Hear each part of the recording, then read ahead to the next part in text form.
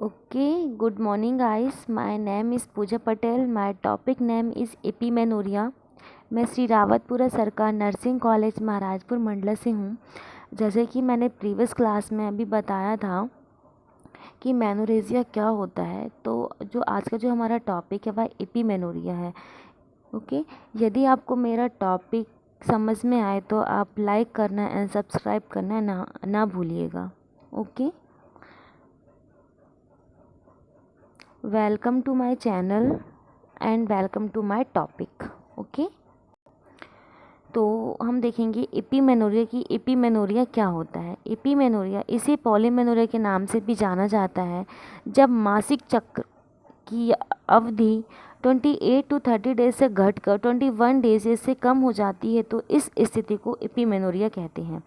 मतलब कि जो एपीमेनोरिया है इसका जो दूसरा नाम है वह है पॉलीमेनोरिया के नाम से भी इसको जाना जाता है। और पीरियड्स और मासिक धर्म के दौरान 28 टू 30 डेज से घटकर 21 डेज या इससे बहुत ही कम हो जाता है तो इस स्थिति को एपीमेनोरिया कहते हैं।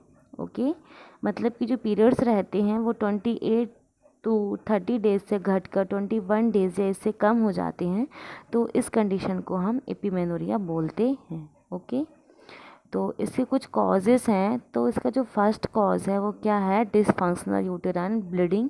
Then second is ovarian endometriosis. Then third is pelvic inflammatory disease. कि इस कारण से यह एपीमेनोरिया होने का कारण हो सकता है। तो आइए हम फर्स्ट में देखें कि डिसफंक्शनल यूटेराइन ब्लीडिंग क्या होती है। ओके, जो डिसफंक्शनल यूटेराइन ब्लीडिंग जो होती है यह यूट्रस से अनियमित रूप से ब्लीडिंग होती है और समान रूप से मासिक धर्म मतलब कि पीरियड्स में यह प्रॉब्लम का कारण बन सकती है। इससे जो ब्लीडिंग होती है बहुत ज़्यादा एक्सेसिव अमाउंट में होती है, बहुत ज़्यादा या बहुत ही होने लगती है। तो इसका भी कारण एपीमेनोरिया का कारण बन सकती है। और जो मेंसेस रहते हैं वह घट भी सकते हैं या फिर बहुत ही ज़्यादा कम हो सकते हैं, बहुत ही ज़्यादा घट सकते हैं, तो यह भी इसका कारण बन सकता है। Then ovarian endometriosis. जो ओवेरियन एंडोमेट्राइसिस होता है यह बड़ी एंडोमेट्रियम लेयर की वजह से प्रजनन अंगों जैसे कि फॉलोपियन ट्यूब, ओवरी की जो क्षमता पर असर पड़ने लगता है। और जो एंडोमेट्रियोसिस मतलब कि जो वुमेंस में पीरियड्स के दौरान अधिक मात्रा में ब्लीडिंग और यह पेन का कारण भी बन सकता है। ओके, इससे जो वुमेंस रहती है इनको बहुत ही ज़्यादा प्रॉब्लम फेस करना पड़ता है और यह इनफर्टिलिटी का कारण भी बन सकती है और यह एपीमेनोरिया का कारण भी बन सकती है। इसके कारण भी एपीमेनोरिया हो सकता है। Okay, then pelvic inflammatory disease. जैसे कि मैंने आप लोग को बताई थी पेल्विक इन्फ्लेमेटरी डिजीज़, इसको जो शॉर्ट फॉर्म में पीआईडी भी बोलते हैं। यह शहरों में महिलाओं में इनफर्टिलिटी का कारण बन रही है। जैसे कि मैंने प्रीवियस क्लास में बताया था कि 15 टू 24 ईयर्स तक की गर्ल्स में यह प्रॉब्लम सबसे ज़्यादा आती है और यह उनको माँ बनने का कारण यह बन सकती है, जिसमें जो यूट्रस फॉलोपियन ट्यूब और जो बहुत से अंगों रहते हैं जिसमें कि स्वेलिंग आने लगती है, तो यह एपीमेनोरिया का कारण भी बन सकता है।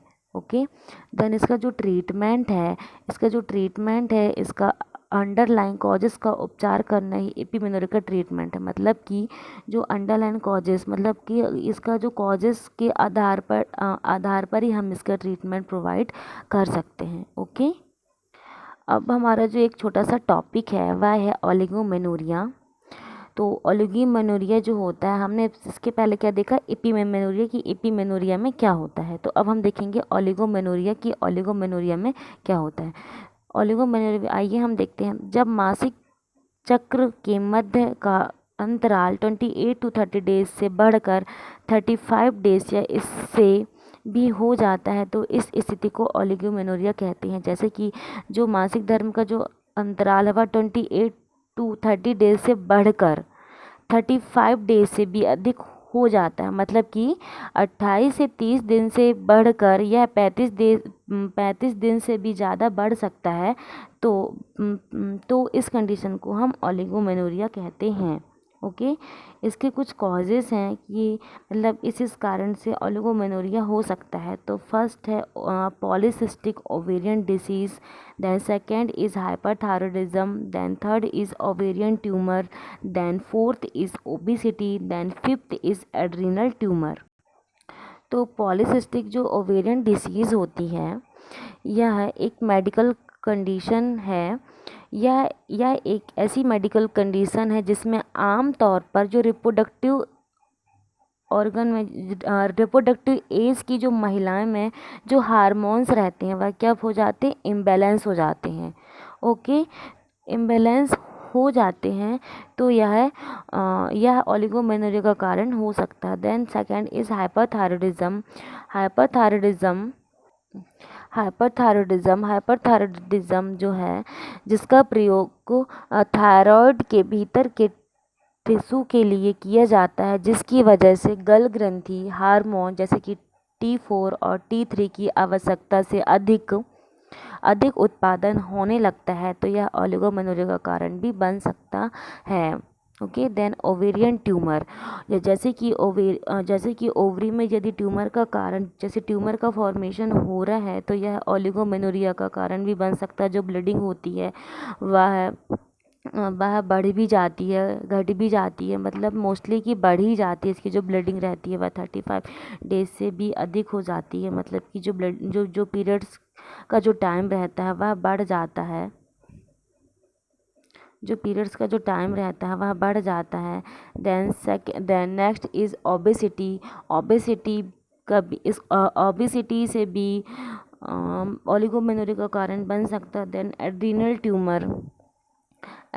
ट्यूमर का भी ओलिगोमेनोरिया का कारण बन सकता है। ओके, के कारण हो सकता है। देन ट्यूबरकुलर एंडोमेट्राइसिस से भी ओलिगोमेनोरिया का यह कंडीशन बन सकता है। देन इसका जो ट्रीटमेंट है वह भी कॉजेस का उपचार, मतलब कॉजेस का ट्रीटमेंट करना ही ओलिगोमेनोरिया का ट्रीटमेंट है। मतलब कि जो भी कॉजेस पर जैसे कि हमको जो भी कॉजेस पे पता चलता है कि हमको ये कंडीशन हो रही है, ओके, तो हम उसी के आधार पर, मतलब कि कारण के आधार पर ही हम उनका ट्रीटमेंट प्रोवाइड कर सकते हैं और हम गायनेकोलॉजिस्ट डॉक्टर के पास जाकर हम अपनी ट्रीटमेंट प्रोवाइड कर सकते हैं। ओके, जिससे भी जो ये डिसीज़ है वह ना हो। तो जो इसका जो ट्रीटमेंट है यही होगा कि उसका कॉजेस का ट्रीटमेंट ही ओलिगोमेनोरिया का ट्रीटमेंट कहलाता है। ओके।